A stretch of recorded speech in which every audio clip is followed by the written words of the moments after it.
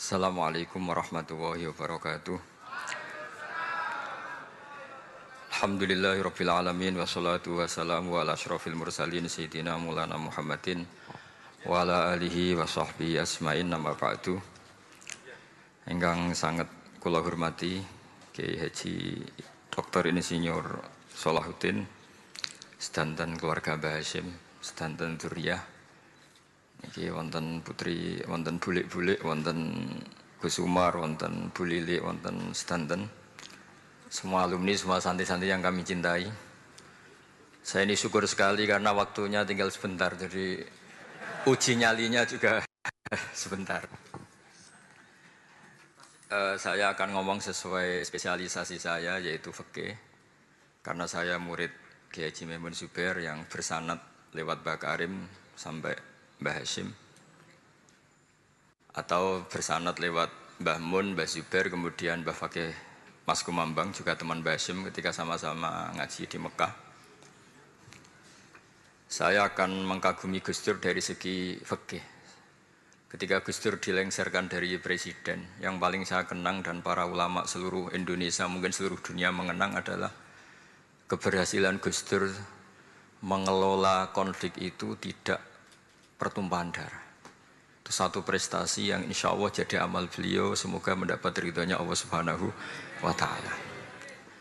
Karena yang paling dihindari oleh Islam sebisa mungkin adalah jangan ada darah menetes, apalagi hanya demi kekuasaan. Sehingga Rasulullah SAW sampai berdamai ketika terjadi tarik ulur di Sulhul Hudaybiyah. Saat itu Suhail bin Amr memberi sekian poin yang mendikte Rasulullah, semuanya merugikan Rasulullah. Tapi tidak semuanya merugikan Rasulullah, tidak ada yang menguntungkan sama sekali. Tapi Rasulullah menuruti itu semua demi tidak bertumpahan darah. Padahal Suhail bin Amr zaman itu masih kafir. Sehingga menjadi fikih bahwa perdamaian itu harus kita jaga. Sampai ada ayat wa in janahu lisalmi fajnalaha wa tawakkal 'ala Allah. Jika mereka ingin damai, kamu harus menuruti itu. Sehingga damai itu pula yang zaman era Gus Wahid, ketika beliau menginginkan negara berdasar Islam, itu banyak di buku, termasuk beliau panitia 9 persiapan kemerdekaan Pebuki, juga tadi Gus Salahuddin cerita. Beliau akhirnya kompromi juga dengan negara yang berbentuk Pancasila. Kemudian itu disosialisasikan era Muktamar Situbondo, yaitu Kiai Haji Ahmad Siddiq, didukung oleh Gus Dur karena zaman itu beliau kalah sepuh sama Kiai Haji Ahmad Siddiq. Jadi itu fikih yang saya menjadikan pengagum Gus Dur, karena ibadah Darul Mafasid Muqaddamun ala Jalbil Masalah adalah ibadah yang luar biasa. Berikutnya saya mohon sama Kiai Haji Salahuddin Wahid berkenan saya cara berpikir begini untuk Gus Dur. Jadi saya ini dari keluarga Kiai, saya juga senasab dengan keluarga Mbah Hasyim karena sama-sama turunan Mbah Sambul Lasem. Jadi beliau adalah Abdurrahman bin Wahid bin Hasyim bin Asy'ari bin Wahid lagi, terus bin Abdul Halim 2 sampai Mbah Sambu. Kira-kira nasabnya sama dengan saya, dengan Mbah Hamid yang dari jalur itu. Saya mau bercerita begini. Watak seorang cucu itu biasanya mengalir dari pikiran besar mbah-mbahnya atau leluhurnya. Karena setiap mbah-mbahnya pasti berdoa dzurriyyatan thayyibah, yaitu anak cucu yang baik. Saya sengaja di sini bawa kitab yang ditulis oleh Muhammad Asad Shihab, seorang Libanon. Menulis bahwa Mbah Hasyim Asy'ari adalah terhitung sebagai mujaddid, sebagai pembaharu Islam, setidaknya di Asia sini atau di Indonesia. Di sini ada kitab ini diterjemah beberapa kali, sebagian oleh Kiai Haji Mustafa Bisri, sebagian oleh Kiai Sodik Semarang. Saya punya edisi asli, edisi Arabnya, karena saya dari awal ingin ngaji sama santri-santri Tebu Ireng. Karena buyut-buyut saya itu termasuk gurunya Mbah Soleh Darat. Jadi buyut saya yang di Kudus, Pondok Damaran itu dulu Mbah Soleh Darat pernah ngaji di situ. Dan Mbah Hasyim kecil pernah ngaji sama Mbah Soleh Darat. Dan tentu biasa itu dalam ilmu sanad. Guru-guru saya indukannya di Mbah Hasyim juga pernah ngaji beberapa ulama di Pantura. Dan saya pastikan di antara perilaku atau manhaj Mbah Hasyim adalah, ini saya baca, guru-guru beliau kemudian ada perilaku yang persis ditiru Gus Dur. Jadi itu bukan sekedar bukan sekedar mitos atau kebetulan, beliau punya pilihan-pilihan yang dipilih sampai akhir hayatnya. Di sini ada cerita proses Mbah Hasyim ngaji, kemudian pernah ada seorang Jerman mau belajar Islam sama Mbah Hasyim, kemudian ditemui beliau dengan sangat hangat. Ketika sudah mengenal Islam secara detail, ya saya ulang lagi, ketika sudah mengenal Islam secara detail, beliau ngendikan, kamu jangan tergesa-gesa, kata beliau, kamu harus menerima Islam ini secara al-bayyinah, secara argumentatif, secara logika yang benar, jangan karena terpaksa. Itu pula yang akhirnya Mbah Hasyim mendorong khurriyatul fikri, orang itu harus merdeka dalam berpikir. Itu pula yang mengilhami Rasulullah SAW ketika Sulhul Hudaybiyah. Orang kafir yang masuk Islam harus dikembalikan ke habitat kafir, karena itu habitat asli, karena rata-rata dulu suku Mekah zaman itu kafir semua. Tapi yang orang Islam masuk kafir harus dibiarkan karena dianggap kembali ke habitat. Tentu semua perjanjian itu merugikan Rasulullah SAW. Tapi yang unik, Rasulullah itu menerima itu semua. Kata Rasulullah, sudah perjanjian itu kita terima saja. Akhirnya perjanjian itu diterima. Kemudian tapi Nabi hanya minta satu hal. Orang kafir Quraisy tidak boleh melarang orang diskusi Islam. Akhirnya mereka diskusi tentang Tuhan, tentang agama, tentang macam-macam. Sehingga mereka akhirnya membandingkan, enaknya punya Tuhan batu sama Tuhan yang disebut Muhammad. Tentu mereka masih jangkar pakai nama Muhammad. Mereka diskusi. Kalau kita punya Tuhan berhala, efeknya begini-begini. Kalau Tuhan kita banyak, efeknya gini-gini. Diskusi. Yatafawaduna fil hadis. Mereka diskusi secara terbuka. Terus fama ahadun yaqilu syai'an illa dakhala fihi. Kemudian seseorang yang berpikir secara benar, yang mengenali Islam, pasti akan masuk Islam. Sehingga karena mereka diskusi bebas tanpa tekanan, akhirnya mereka memilih Islam. Dan setelah mereka Islam, mereka akhirnya ikrar Islam sama ikrar ya cara sekarang ikrar, kemudian menjadi Muslim. Dan otomatis perjanjian itu dibatalkan. Makanya kata Imam Zuhri, guru Imam Malik, maka nafathun a'zuma fil Islam min sulhul Hudaybiyah. Enggak ada kemenangan Islam sehebat kemenangan dalam Hudaybiyah, yaitu orang berbebas berpikir. Kemudian kebebasan berpikir ini pasti mengarah ke mengakui yang benar, menanggalkan yang salah. Tentu orang dulu mendewa-dewakan Lata Uzza, pokoknya menuhankan makhluk, menjadi sadar bahwa itu aneh. Kenapa kita harus sembah batu yang dipahat, kenapa kita harus menyembah makhluk dan sebagainya, dan akhirnya mereka Islam. Tapi dulu kalau suasana perang itu keinginan orang hanya ingin menang kalah. Jadi yang kafir itu hanya ingin menang, pokoknya jangan sampai kalah. Enggak pernah berpikir Islam itu apa. Di mana-mana perang itu ya pikirannya menang kalah. Tapi setelah enggak ada perang, meskipun segala perjanjiannya merugikan Islam, orang akan berpikir secara objektif. Makanya fama ahadun yaqilu syai'an illa dakhala fihi. Tidak ada seseorang yang berpikir tentang Islam kecuali akhirnya masuk Islam. Sehingga itu disebut maka nafathun a'zuma fil Islam min sulhul Hudaybiyah. Enggak ada futuhat yang sebesar sulhul Hudaybiyah.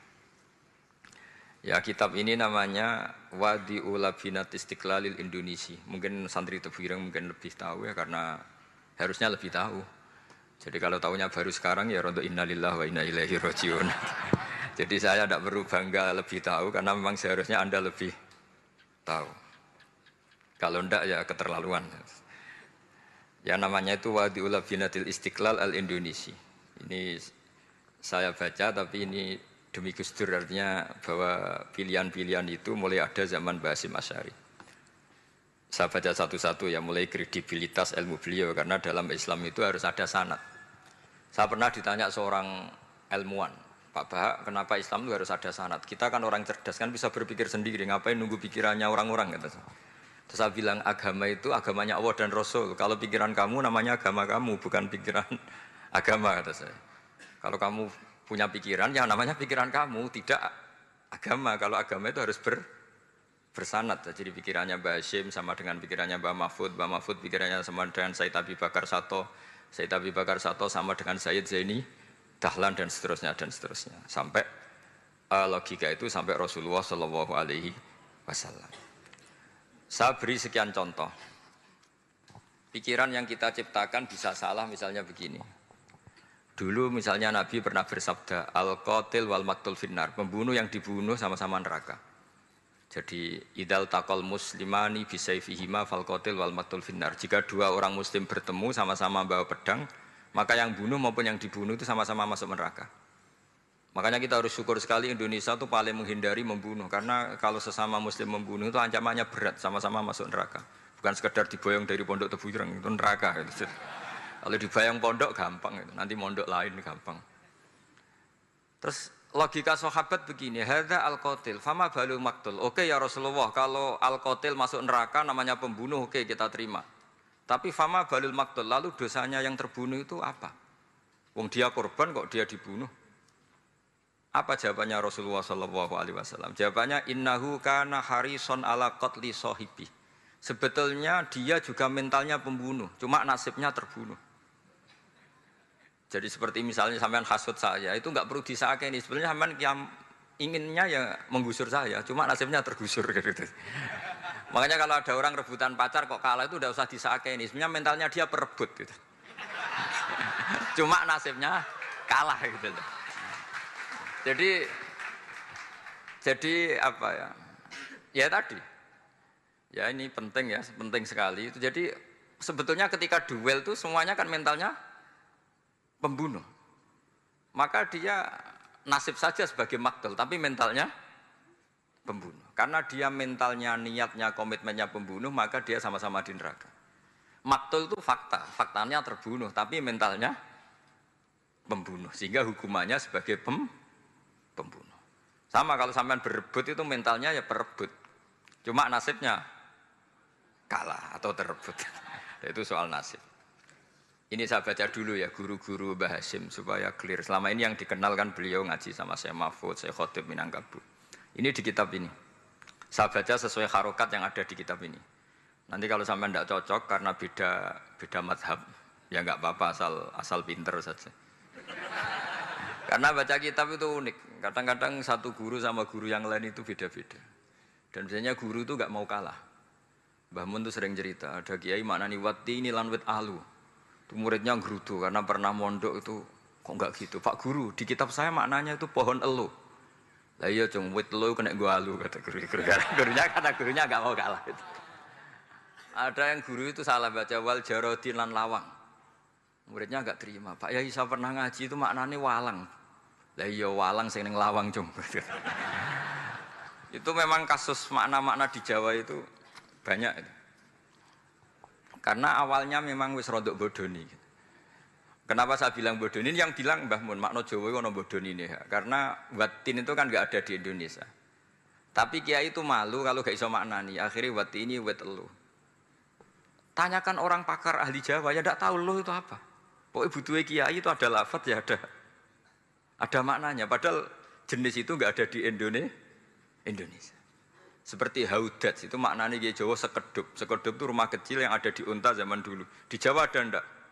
Tidak ada. Kalau kamu tanya orang Jawa ini apa namanya? Namanya ya rumah kecil di atas unta. Tapi Kiai Jawa dulu punya makna namanya apa? Sekedup. Jadi Kiai Jawa itu luar biasa improvisasinya. Ya rodok bodoni itu. Lah yang sering bodoni itu bab halal haram, tapi bodoni apik. Tidak semua bodoni itu buruk, kadang wajib. Betul ya?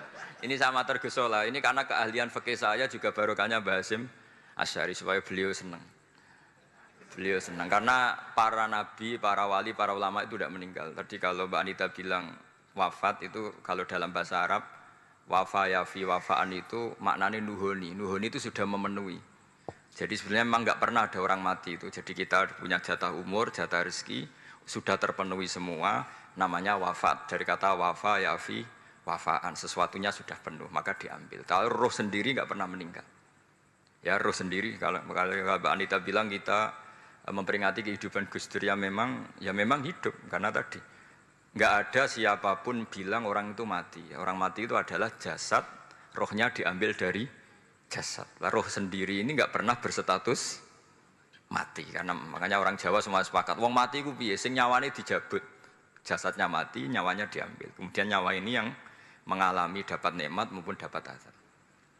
Sehingga keyakinan ahli sunnah wal jamaah ini perlu didoakan karena menghadapi Allah butuh topangan doa dan doa itu nggak pernah salah karena otoritas doa itu milik Allah Subhanahu wa Ta'ala. Tidak bisa kamu nyemprit Allah ini sudah akhirat loh, amal nggak ada gunanya loh, tidak bisa. Allah tetap zat yang bisa mengabulkan doa siapa saja. Sehingga ahli sunnah berpendapat doa itu yanfa'ul mayyit, doa itu manfaat untuk mayit. Sehingga Basim Asy'ari ngarang secara spesifik risalah an ahli sunnah wal jamaah. Di antara yang paling pokok adalah ad-du'a yanfa'ul mayit, bahwa doa itu manfaat pada mayit. Ini saya hitung ya guru-gurunya Mbah Hasyim.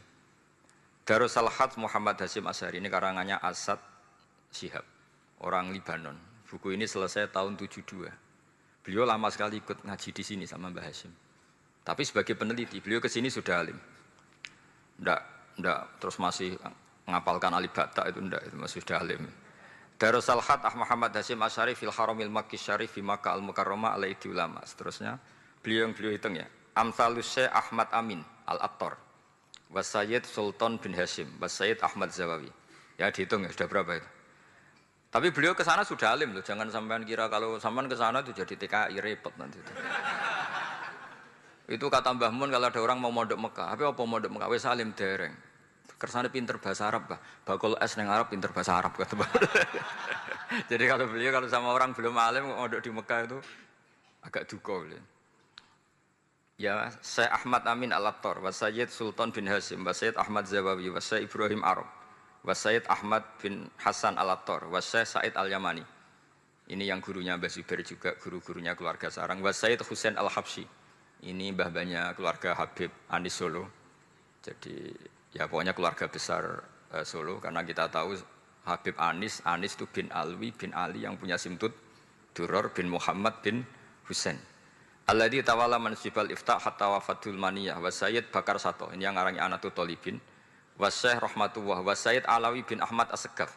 Ini yang ngarang Tarsihul Mustafidin. Kita tahu sarah i'anah paling terkenal adalah dua I'anatu Thalibin dan Tarsihul Mustafidin. Itu dikarang oleh Alawi bin Ahmad As-Segaf.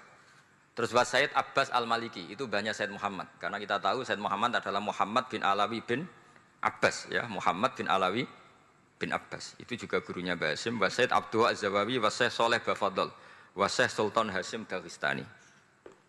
Jadi selain guru-guru di Indonesia termasuk Mbah Mahfud Termas, Syekh Khotib Al-Minangkabu, beliau punya guru-guru itu yang saya sebut. Lalu barokahnya guru-guru itu,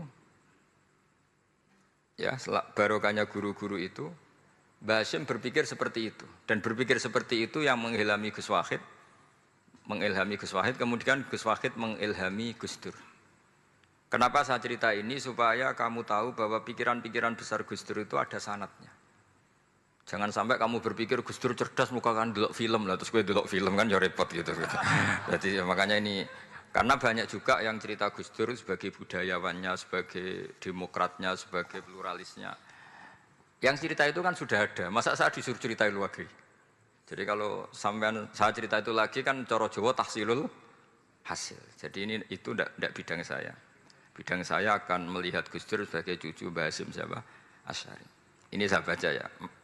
Ini bahasa Jerman tapi sudah diagak-agak Arabkan. Ma'al Muhandis Karel von Schmidt. Ini Mbah Hasyim. Jangan kira yang pernah berkawan ya, bersosialisasi dengan non muslim itu mulai Gus Dur. Mulai Mbah Hasyim ini di halaman 108 kitab tadi. Wadi'ul Labinati Istiqlal Al-Indonesia. Kitab ini boleh sampean gasap kok. Nanti setelah ini tak bawa pulang atau sampean gasap enggak apa-apa. Ini santri-santri tebu ireng enggak apa-apa. Siap ya? Ya nanti bisa dibajak.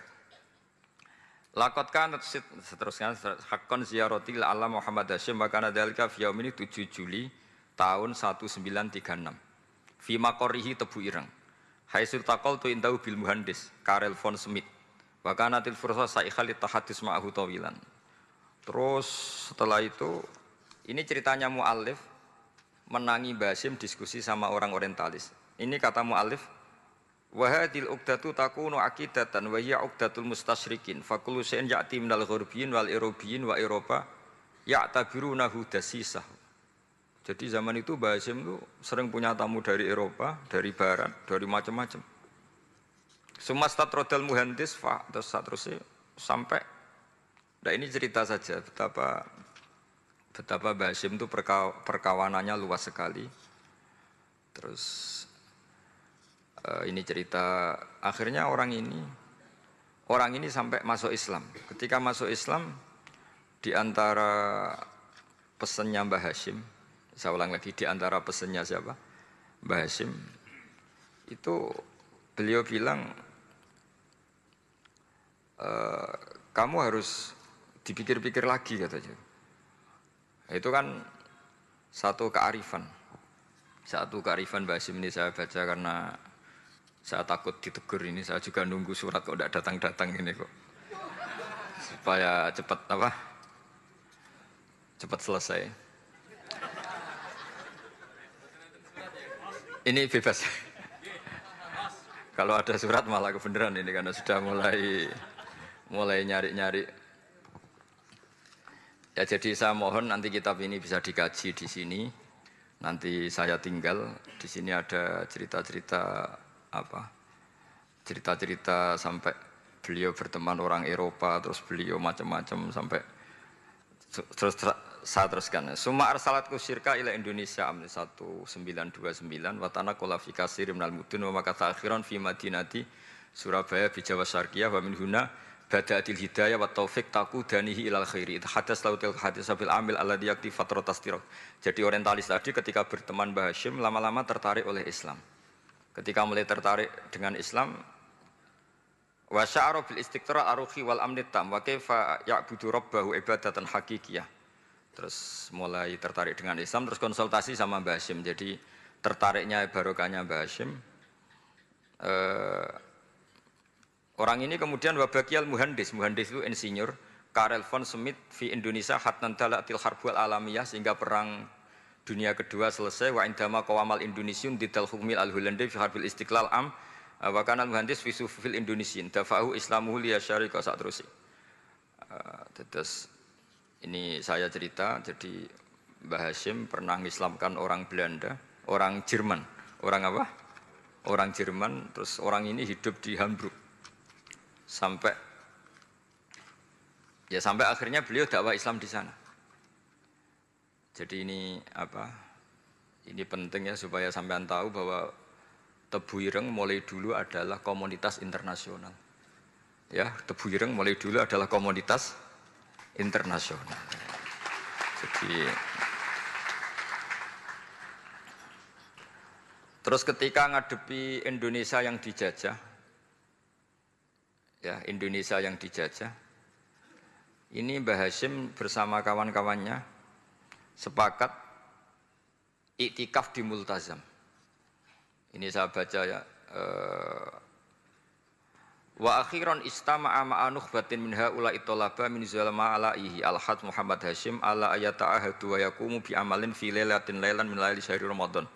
Al-mu'azzam istama'a haula'i talaba waladina yantamuna ila iddati qawamiyatin. Qawamiyah itu kalau bahasa sekarang perlawanan min Afrika wa buldani janubi Asia, Asia Tenggara wa Asia al-Wusta, Asia Tengah wal buldan al-Arabiyah wa kana al-had Muhammad Hasyim Asy'ari ahadahum wa waqafu jami'an amamal multazam bil Ka'batil musyarrafah wa ahadu wa aqsamul yamin ala yakum bil jihad fi sabilillah li ilahi kalimatil Islam wa tauhidil muslimin bin nasril ilmi wa tau'iyah wa tafaqquh fiddin talaban lil mardatillahi ta'ala la yarjuna min wara'i dzalika malan wala mansiban li anfusihim. Jadi sebelum beliau pulang ke Indonesia, itu komunitas Asia Tengah, Asia Dekat, Asia Jauh, semuanya dijajah karena Mesir dijajah Prancis, yang Burma dijajah ini, yang Indonesia dijajah ini, semuanya berdoa di Multazam. Intinya Mbah Hashim itu patriotik betul, patriotik betul. Tapi ya religius betul, beliau berdoa di Multazam, beliau menyanggupi siap jihad melawan penjajah, tapi saat itu juga berikrar kalau semua itu tidak untuk nyari pangkat. Makanya saya yakin Gus Dur adalah orang saat jabat presiden karena supaya Indonesia tidak chaos. Buktinya apa? Ketika beliau dilengsarkan ya santai saja. Wong ngajine wa mal hayatud dunya illa mataul ghurur. Jadi ya santai saja itu. Ndak jadi masalah. Terus kitab ini menerangkan, ini saya baca ya. Li khidmati dual alladziina laha musta'maratun. Musta'marat itu dijajah mislu Holanda wa Inggris wa Rusia wa Pernisa wa fi hadzal amri bidzat ara anna 'alal muslimin wal mas'ulin khususan. Ini intinya ulama-ulama yang dari timur jauh kemudian sowan ke Mbah Hashim minta fatwa karena negara-negara mereka juga dijajah. Jadi dulu orang dari Jerman, dari mana-mana belajar Islam juga sama Mbah Hashim. Yang negara-negara Asia Timur, Asia Dekat itu juga kalau konsultasi kemerdekaan juga sama siapa? Mbah Hashim. Jadi uniknya kitab ini ditulis oleh orang Libanon. Jadi orang Libanon itu saking penasarannya sama Mbah Hashim Asy'ari itu datang ke sini. Ya datang apa? Datang ke sini untuk belajar sama Mbah Hashim. Dan di antara belajar itu kemudian sampai sini ternyata tamu-tamunya Mbah Hashim dari berbagai negara. Mulai yang konsultasi cara memerdekakan negaranya karena mengalami dijajah sampai cara belajar Islam yang benar, termasuk tadi yang Karel von Schmidt tadi yang masuk Islam karena konsultasi sama Mbah Hashim, padahal dia orang Jerman. Terus di antara kelebihannya Mbah Hashim ini juga ditiru Gus Dur, wal haju Muhammad Hashim la yajidu kharajan ayuna kisau sami' wal mukhatab bal yurahibu bidzalik. Mbah Hashim orang yang enggak tersinggung ketika pendapatnya ditentang atau digugat oleh lawan bicaranya. Beliau santai, tidak terus ya tidak berontak, ya santai aja. Enggak terus angger dibantah, oh membantah kiai kualat, enggak, itu enggak ada sanadnya. Nah ini saya pastikan ya bahwa kehebatan Gus Dur itu kita enggak lepas dari barokahnya siapa? Mbah Hashim. Sekaliber Rasulullah SAW sebagai Sayyidul Khalqi, Sayyidul Anbiya al-Mursalin, beliau yang ngakui ana da'watu Ibrahim wa bisyaratu Isa. Aku hebat ngene iku barokah dongane Nabi siapa? Ibrahim. Maka ini sesuatu yang saya tekuni, jadi enggak salah kalau bicarakan Gus Dur ya harus bicarakan Mbah Hashim. Sama bicarakan Nabi Muhammad SAW juga harus membicarakan Jadduhul A'la yaitu Ibrahim alaihissalam. Jadi ini kitab bisa dipakai atau digasap ya enggak apa-apa. Artinya gini, gasap itu kalau saya ada ridho jadinya gasap, kalau ridho ya jadinya boleh. Dan menjadi gasap kalau enggak dipelajari. Ya jadi kalau mau enggak terus dinggo jimat itu kitab Gus Bahak sakti, wah ya repot makanya ini. Nah kalau dipakai itu gasap.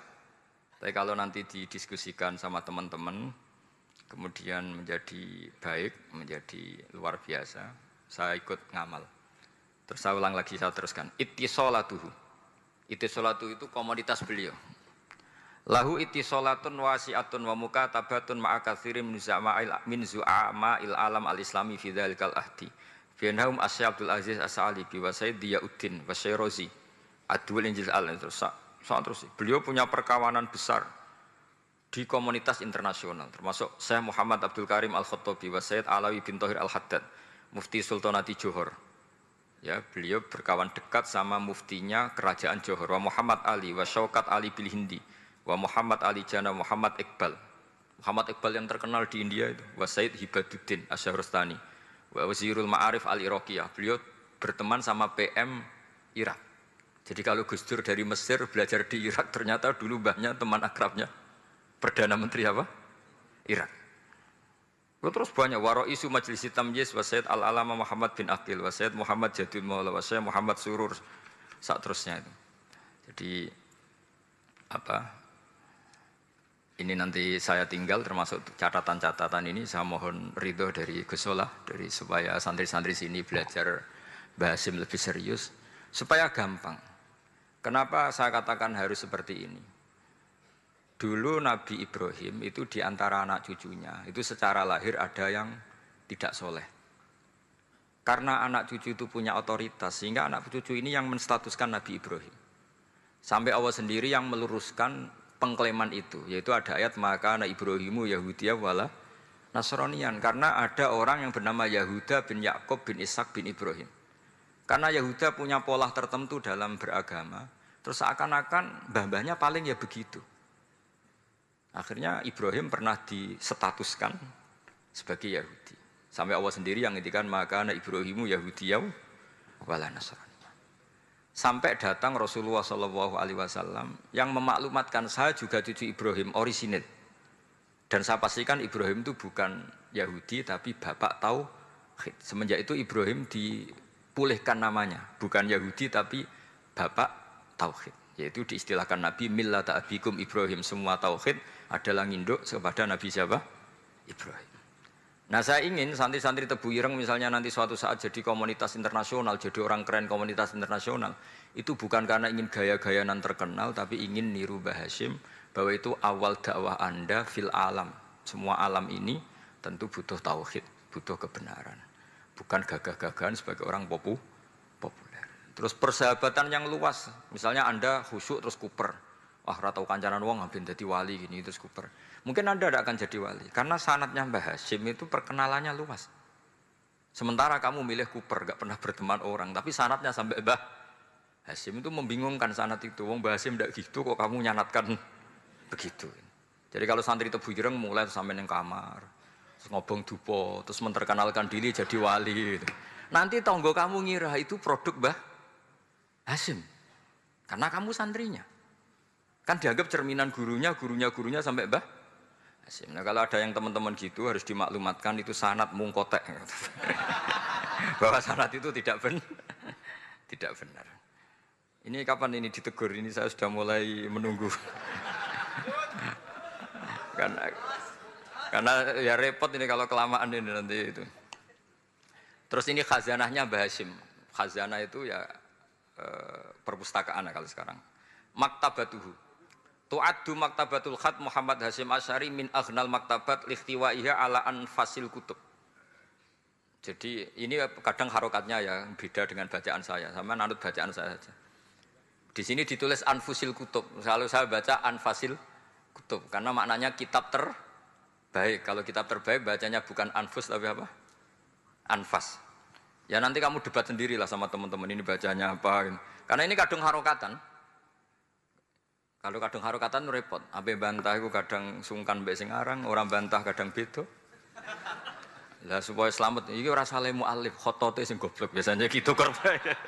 Biasanya gitu kalau untuk menyelamatkan kiai itu, wah ini yang ngetik yang salah. Padahal kadang kiai ini barang ya rodok salah tapi ya sembol. Daripada suudzon sama kiai kan mendingan sama pengurus. Ya gitu ya sepakat ya. Jadi ya sudah terus. Ya saya baca. Tu'addu maktabatul khat Muhammad Hasyim Asy'ari min aghnal maktabat likhtiwaiha ala anfasil kutub al-ilmiyah al-islamiyah. Jadi kalau tadi yang diceritakan para kawan-kawan Gus Dur suka baca. Itu Mbah Hasyim itu kitabnya banyak sekali dan semuanya kitab terbaik. Min matbu'atin baik yang dicetak wa makhtutatin baik yang masih tulisan tangan. Athariyatin qadimah baik kitab-kitab yang sudah hampir punah karena saking lamanya. Wa tadummu hadil maktabah jullal kutub al-mu'allafah wal lughat al-arabiyyah wal indonesia wal jawiyah wal malaysia wa ba'dal lughat al-ajnabiyyah al-ukhra. Jadi zaman Mbah Hasyim itu perpustakaannya sudah ada bahasa Indonesia, bahasa Jawa, bahasa Malaysia, bahasa Inggris. Itu yang nulis orang Libanon. Sampai santrinya Mbah Hasyim tidak tahu innalillahi wa inna ilaihi rajiun. Maka ini yang kepertobatan ya saya kasih. Jadi ini saya biasa guyon, kesoalnya ini guyon sama santri. Saya tidak midatoni kiai, jadi ini guyon sama santri. Semoga guyonan ini manfaat. Wassalamualaikum warahmatullahi wabarakatuh.